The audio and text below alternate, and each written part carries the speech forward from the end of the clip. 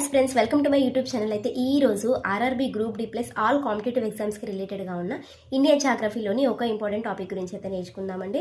So important topic name వచ్చేసి planets. Last time వీడియోలో అయితే 3 ప్లానెట్స్ గురించి అయితే నేర్చుకున్నాం కదా. సో ఈ రోజు వచ్చేసి 4th ప్లానెట్ అయిన అంగారకుడి గురించి అయితే నేర్చుకుందాము. అంగారకుడు గ్రహాన్ని మనము ఇంగ్లీష్ లో మార్స్ అని కూడా పిలుస్తామండి. మరియు ఈ మార్స్ ప్లానెట్ ని రెడ్ ప్లానెట్ లేదా అరుణ గ్రహం అని కూడా పిలుస్తాము. మరియు ఈ గ్రహాన్ని డస్ట్ ప్లానెట్ లేదా ఫియరీ ప్లానెట్ అని కూడా పిలుస్తాము. ఎందుకు ఈ ప్లానెట్ ని మనము డస్ట్ ప్లానెట్ అని పిలుస్తున్నాము అంటే మనం వచ్చేసి ఈ గ్రహం పైన తరచుగా అయితే అగ్నిపర్వత విస్ఫోటనాలు జరుగుతూ ఉంటాయి. అంతేకాదండి, ఈ గ్రహ ఉపరితలం పైన అగ్నిపర్వత క్రాటర్స్ అయితే ఎక్కువగా ఏర్పడైతే ఉంటాయి. ఈ గ్రహం గురించి ఇంకొక ఇంపార్టెంట్ పాయింట్ ఏంటంటే, ఈ గ్రహం పైన ఒకటి అత్యంత ఎత్తైన శిఖరం ఉందండి. సో దాని పేరే మౌంట్ ఒలంపస్. ఇది అయితే 24,000 మీటర్లు అయితే ఉంటుంది. ఈ గ్రహం గురించి ఇంకొకటి మోస్ట్ ఇంపార్టెంట్ పాయింట్ ఏంటో మీకు చెప్పనా.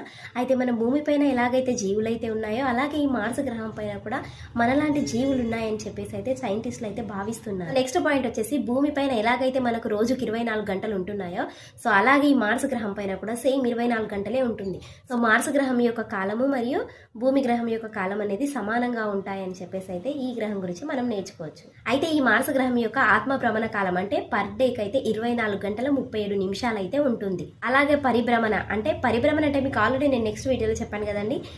ఆత్మ భ్రమణ అంటేనేమో తన చుట్టూ తాను తిరుగుతుంది. పరిభ్రమణ కాలం అంటేనేమో సూర్యుడి చుట్టూ తిరిగే కాలము. అయితే మార్స్ తన చుట్టూ తాను తిరగడానికి అయితే 24 గంటల సమయం పడుతుంది.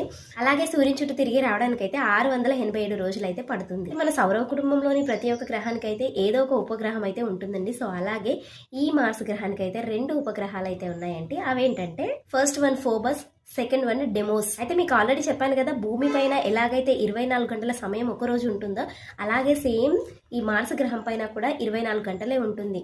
సో కాబట్టి రాత్రింపగళ్ళు అంటే డే నైట్ అనేవి భూమి పైన ఎలాగైతే సమానంగా ఉంటాయో సో ఇక్కడ మార్స్ గ్రహం పైన కూడా అలాగే సమానంగా ఉంటాయి. సో అందుకని చెప్పేసి దీనిపైన జీవరాశి అనేది ఉందని సైంటిస్టులు పేర్కొంటున్నారు. అయితే ఈ మార్స్ గ్రహం పైన జీవరాశిని పరిశీలించేందుకు 2011 సంవత్సరం నవంబర్ 26వ తేదీన అమెరికా దేశము ఒక నౌకనైతే మార్స్ గ్రహం పైన పంపడం జరిగింది. ఆ నౌక పేరు వచ్చేసి క్యూరియాసిటీ. సో అంతేనండి, ఈ రోజు కంప్లీట్ డీటెయిల్స్ అబౌట్ అంగారకుడు అదే మార్స్ గ్రహం గురించి. మళ్ళీ నెక్స్ట్ గ్రహం గురించి నెక్స్ట్ వీడియోలో నేర్చుకుందాం. Thank you for watching the video అండి. మరెన్నో ఇలాంటి వీడియోస్ కోసం please do subscribe the channel.